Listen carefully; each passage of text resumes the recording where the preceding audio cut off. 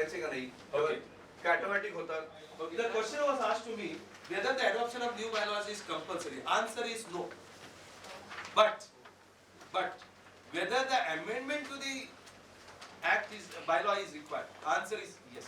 Are you getting my point? The amendment which has happened in the law has to be done in the bylaws. The answer is yes. अभी मैं आपको एक उदाहरण के साथ मैं बताना चाहूँगा. So that will make you more clear. See,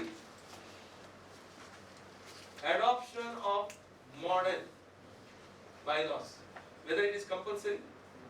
No, because the word itself uses word model. Model means आदर्श उपयोगी. बरोबर? हे असा हे अपेक्षित आहे.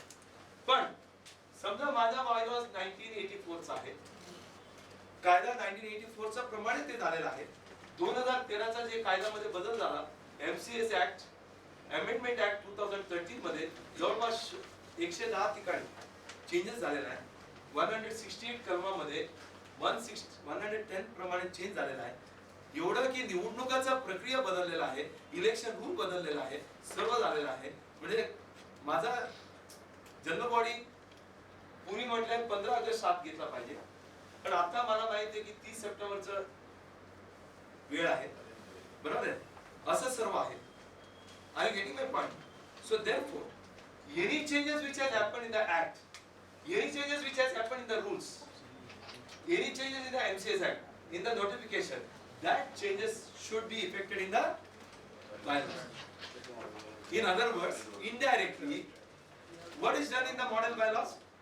मॉडेल बायलॉ मध्ये ज्या कायद्यामध्ये बदल झालेला आहे ते इन्कॉर्पोरेट केले, म्हणून इनडायरेक्टली तुम्हाला मॉडेल बायलॉ एक तर अडॉप्ट करा, किंवा जिथे जिथे चेंज झालेला आहे त्या अनुषंगाने ह्या बायलॉ मध्ये इथे चेंज झाला, ह्या बायलॉ मध्ये इथे चेंज झाला, म्हणून तुम्ही पूर्ण बायलॉज पूर्ण रिकास्ट करा आणि त्याला सबमिट करा.